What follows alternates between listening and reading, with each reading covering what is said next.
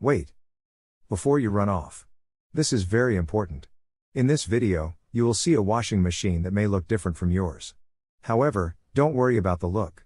What to look for is if you have 6 cycle lights in a row under the control knob, like this. If you do, then this repair guide will work for you. My name's George and I have repaired over 10,000 washing machines, dryers, and stoves and have 10+ years experience running an appliance repair business. The tips, tricks and insights I'm about to share with you, you won't find anywhere else on the internet. In this video we will be discussing the most sold top-load washer in the world, which is sold at Lowe's, Home Depot and other local stores. Let's get straight into it. Make sure to hit the like and subscribe button. Vertical modular washers, VMWs, are the cheapest and most sold washers worldwide.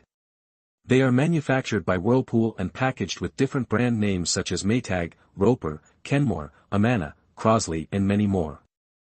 VMWs have a secret diagnostic mode that can tell you what's wrong with them. This diagnostic mode makes anyone and everyone an instant washer repair pro. I will show you exactly what to do to get the washer to diagnose itself and tell you the issue. VMWs come in all different shapes, sizes, and brands. They have a life expectancy of 3 to 5 years. All new appliances are only lasting 3 to 5 years. VMWs are the new washing machine prototype. The old-style washer can no longer be bought new. You will find tons of these machines without agitators. They are fading out the agitator, which is the device in the middle that washes the clothes, because it takes up too much room. VMWs are considered disposable, and most repair companies will not work on them. However, they will still charge a service fee. The main parts of a VMW are the lid lock, water pump, suspension rods, shift actuator, and control board. 99% of repairs done on VMWs are on these 5 parts. Here are some of the main problems and related parts with VMWs. Won't drain, water pump, won't turn on, control board. No spin, shift actuator, won't open, lid lock, banging or shaking, suspension rods. In my expert opinion, VMWs are pieces of junk. Most have no agitator, are poorly made, and have an annoying lid lock. Their life expectancy has gone down to 3 to 5 years from 30 to 40 years. While their price continues to go up. If you are considering buying a new washer, I would advise you to purchase the vertical modular washer and the 5-year warranty add-on. I guarantee you will wish you did if you don't. There are many other washing machines on the market, but they are a waste of money. They don't last any longer than the VMWs, and cost more because of the functions it comes with, not because it's a tougher, longer-lasting appliance. I hope this information has helped you in the right direction. Make sure to hit the like and subscribe button. Entering recalibration mode.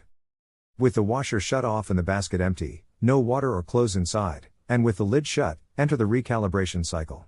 Here's how. Turn the control dial 1 complete rotation, 360 degrees, counterclockwise. Stopping with it facing straight up. Quickly, within about 6 seconds, turn the control dial 3 clicks clockwise, 1 click back, and 1 click more clockwise. All the green status lights blink when you successfully activate the diagnostic mode. If the status lights don't blink, try again, this time turning the knob faster or slower. In the diagnostic mode, with all lights flashing, select the calibration cycle by turning the control dial 4 clicks clockwise or 4 clicks right. When you're on correct setting, the rinse light turns on, then you simply press start. And then it begins the calibration cycle, which runs for 2 to 3 minutes as it checks all the cycles and functions on your machine. When the calibration cycle ends, if all goes well, the lid unlocks and the washer shuts off. Now try your washer to see if that solved your issues. If not, continue to the error code video. If after 20 tries or more, and your arm feels like it's gonna fall off from trying so much, then odds are you have a bad control board.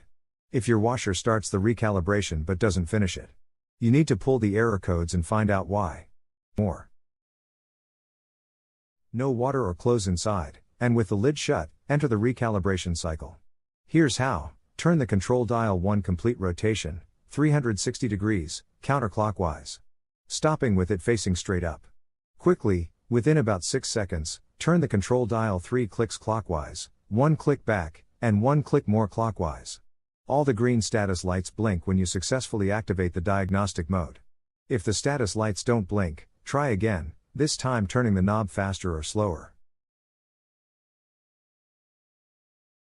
Now, we need to retrieve the codes. Follow these steps to display the error code lights. Step 2, turn the control dial 1 click clockwise, then press the start button. Now you are reading the error codes.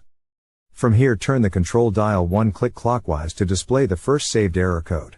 Just the sensing light flashes if no error code was recorded. If this is happening to you but there is still an issue, then you will need to watch our other video. The control displays up to 4 error codes. Step 3, read the error codes. Error codes for the VMW washers have 2 parts.